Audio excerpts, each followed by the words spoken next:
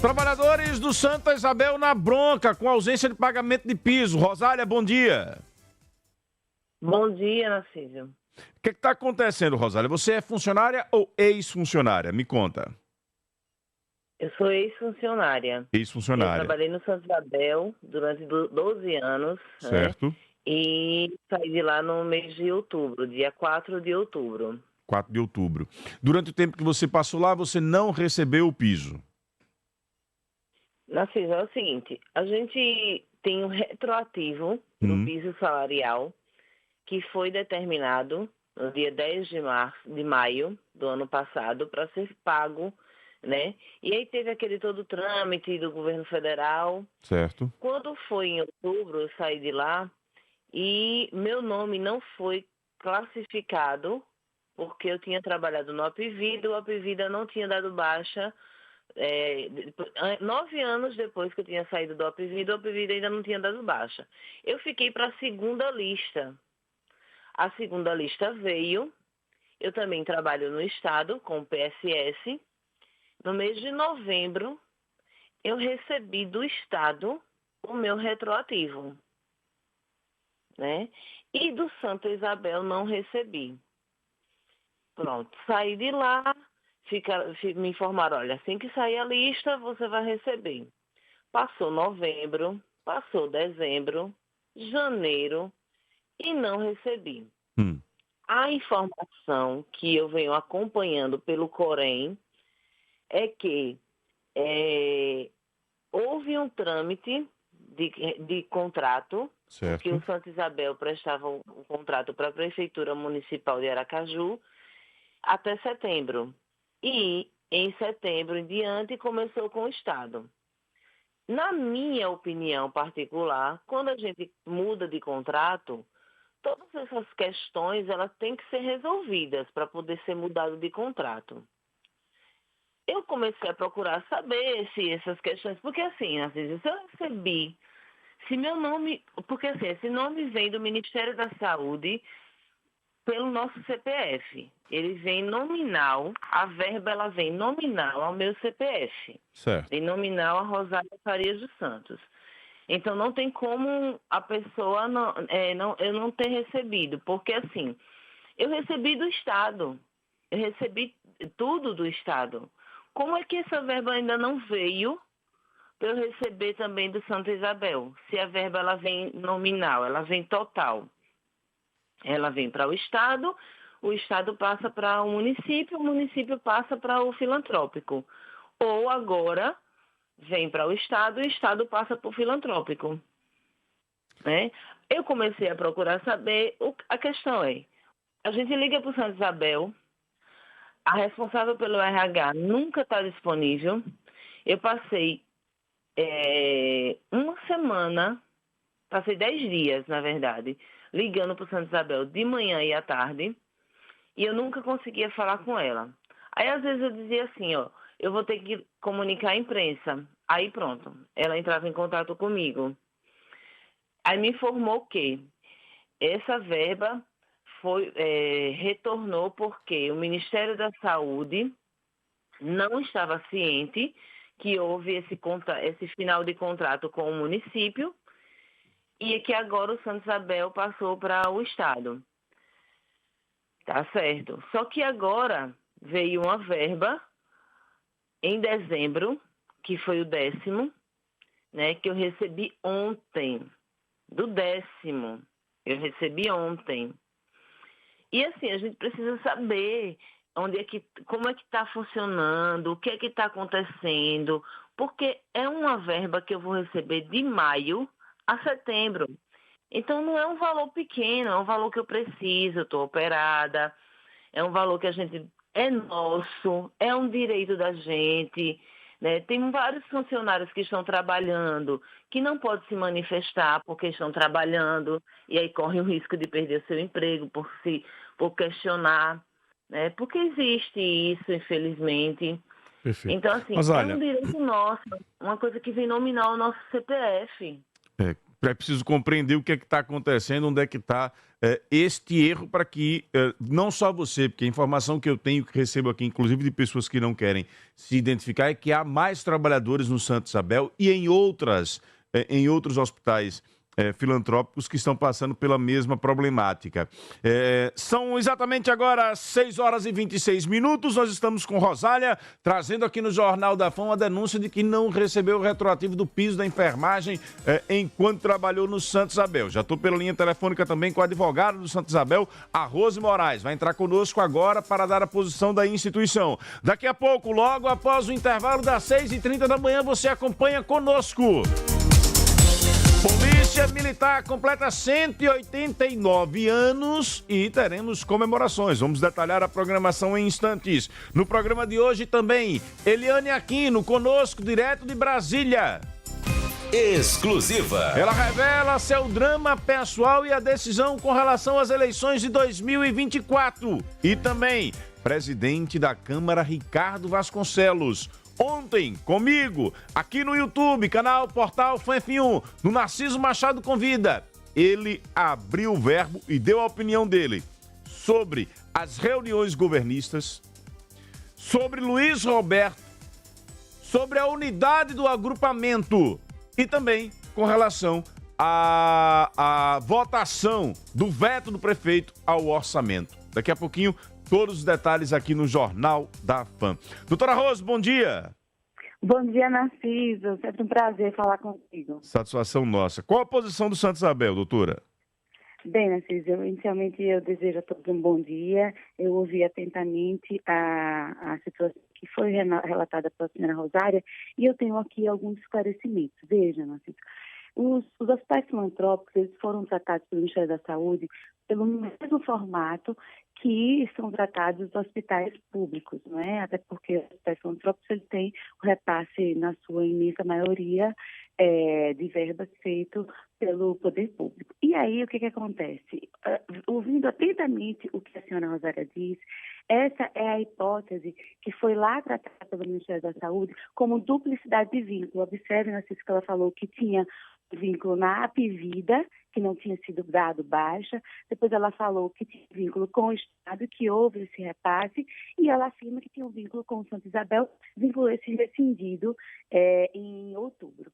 Então, quando foram encaminhadas as listagens, e é importante que se diga que o Ministério da Saúde é quem faz essa análise das listagens, os hospitais repassam as listagens dos seus profissionais, indicando quais são as cargas horárias, e o Ministério da Saúde, até agosto do ano passado, ele tinha um entendimento diferenciado sobre a duplicidade de vínculo.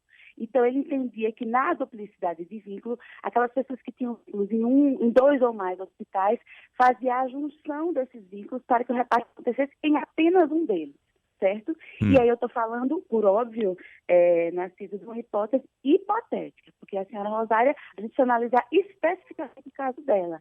E aí, o que pode ter acontecido é o entendimento do Ministério da Saúde que reteve essas verbas para alguns trabalhadores e o repasse, obviamente, não aconteceu. Mas com relação a todos os trabalhadores, é importante que se diga que ele repasse lá retroativo de maio a agosto e não de maio a setembro, foi de maio a agosto, que foi repassado de uma única vez. O repasse retroativo aconteceu na sua totalidade, fazendo, obviamente, ressalvas para aquelas pessoas que tiveram a sua verba bloqueada. Por quê? Porque o repasse, ele é feito numa planilha, como ela mesma disse, com o CPF, e o hospital, qualquer que seja, ele direciona essa verba para os trabalhadores identificados na planilha. E aí, as pessoas que não vieram, o que a gente faz? A gente faz um novo recorte, indicando para o Ministério da Saúde, indicando para o gestor daquele contrato, seja a Prefeitura, seja o Estado, que houve inconsistência em algumas daquelas pessoas. E aí, para essas pessoas, a gente abriu um canal de atendimento, e aí aqui reitero a posição da diretoria do hospital, no sentido de um tratamento cada vez mais humano com todos os seus trabalhadores. Então, há um canal de atendimento, inclusive com horário, Narciso, no setor de RH da empresa. As pessoas podem buscar esclarecimentos quanto ao piso, porque é natural, é uma verba que movimentou valores para uma classe trabalhadora substancial do hospital. Então, foi aberto esse canal, Narciso, para atendimento de todas as pessoas. Mas a manifestação em rádio, ela fica um pouco limitada, porque a gente tem que analisar caso a caso. Mas eu gostaria aqui de reiterar o compromisso do Hospital Santa Isabel na defesa, obviamente, dos direitos dos seus trabalhadores, né, na transparência com que trata essas informações. E seria importante que a senhora Rosária procurasse o Hospital Santa Isabel. Agora, doutora Rose, ela, na fala dela também, ela disse que por diversas vezes procura, mas não está tendo resposta e retorno. É possível fazermos a ponte da Rosália com a senhora para que a senhora possa intermediar a solução desse problema? Claro, Márcio. Você tem meu telefone aí, não vou botar no rádio, senão todo mundo vai ligar, né? Mas, por favor, pode encaminhar. Eu me coloco à inteira disposição para entender qual é o caso dela e prestar as informações mais específicas. Mas no que diz respeito especificamente ao caso psolarial, é assim que funciona, Narciso. O Ministério da Saúde repassa para o gestor do contrato confere aquelas tabelas, direciona os valores para os seus hospitais filantrópicos, né, que são contratualizados, e o repasse é feito, obviamente, a gente faz uma folha suplementar, que é um pagamento de verba suplementar, e repassa aos colaboradores. É assim que tem funcionado e é assim que temos feito.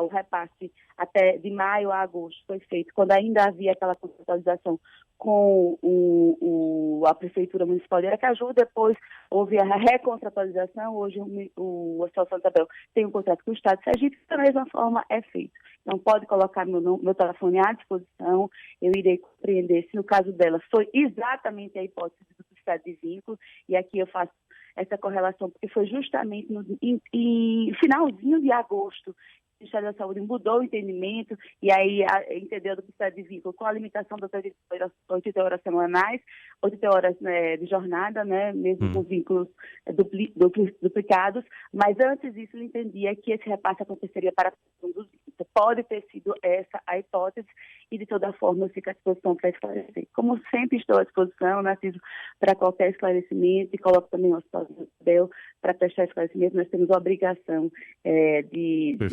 dizer à sociedade todo o trabalho que tem sido feito. Narciso. Rosália, então já temos um avanço aí, que é essa sua intermediação com a doutora Rose para entendermos especificamente no seu caso o que aconteceu, e a gente continua acompanhando, você mantendo nossa produção informada se alguma solução foi ou não encontrada. Pois não, Rosália? Deixa eu fazer uma retificação. Não foi duplicação de carga horária, porque eu recebi do Estado. Quando Perfeito. houve a primeira lista, eu fui até o Apivida e resolvi a situação. Agora, como ela disse, veja, como ela disse, deixa eu só ser prático, porque de fato nós não vamos conseguir resolver aqui no ar o seu problema. Vai ser preciso esse contato pessoal com a doutora Rose para que vocês possam dialogar e tentar entender especificamente no seu caso o que é que está acontecendo. Então a produção vai fazer essa intermediação para que você possa dialogar direto com ela, direto com a RH e tentar entender, e você volta a nos comunicar se houve ou não solução dessa situação. Pode ser assim, Rosália? Pode sim. Perfeito. Muito obrigada, viu, pela sua atenção. Nada, que é isso. Eu que agradeço sua participação. Conte sempre comigo e mantenha a produção informada, tá bom? Tá certo, mantenha sim. Doutora Rose, só para a gente poder encerrar, tem uma dúvida aqui de uma ouvinte. Bom dia, Narciso. Aqui é Maria Iara, eu sou advogada e tenho uma situação peculiar para a gestora que eu até mesmo gostaria de saber. Eu gostaria de saber, naqueles casos em que o profissional ele está cadastrado na carteira ou em órgãos de fiscalização, que é técnico de enfermagem, mas está cadastrado por um equívoco, né? Ele é outra profissão, ele exerce outra função dentro da instituição, mas está cadastrado para a carteira de trabalho como técnico de enfermagem. Nessas situações, o dinheiro vai vir, porque afinal de contas é nominal. E para onde vai esse dinheiro desse profissional que não vai receber porque não exerce a função de técnico de enfermagem? Vou dar um exemplo.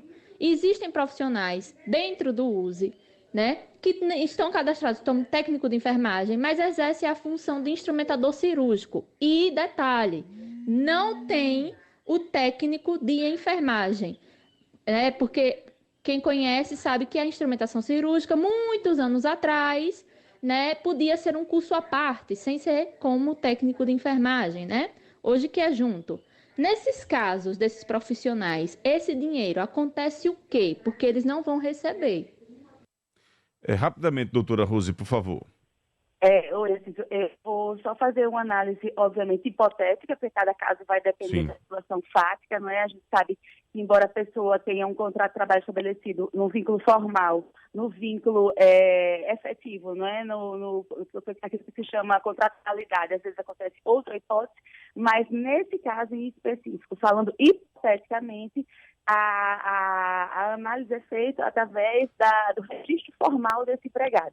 Então, se esse dinheiro vier pelo registro formal do empregado e o hospital observar que houve rescisão do contrato desse trabalhador, né, no caso daquele repasse que foi feito dos atrasados, ou que, chegando lá, essa ação não é executada num contrato de realidade, o hospital, o ente público, ele tem a obrigação de indicar que há na planilha o repasse de valor que não pode ser realizado, seja porque o vínculo foi encerrado, seja porque o contrato de realidade dispõe de outra forma, e aí esse valor precisa ser devolvido ao contratante, ou ao Ministério da Saúde, no caso, como ela já é o ente público, precisa ser devolvido porque o repasse feito indevidamente ao trabalhador será suportado pela unidade que o fez. Ou seja, a obrigatoriedade dessas unidades fazerem a conferência absoluta daqueles dados, porque se depois identificado que foi feito um repasse indevido, né, ou a mais ou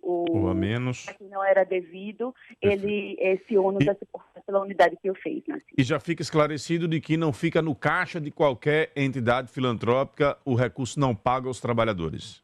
Não pode, inclusive ele é feito numa conta em paralela, Perfeito. né?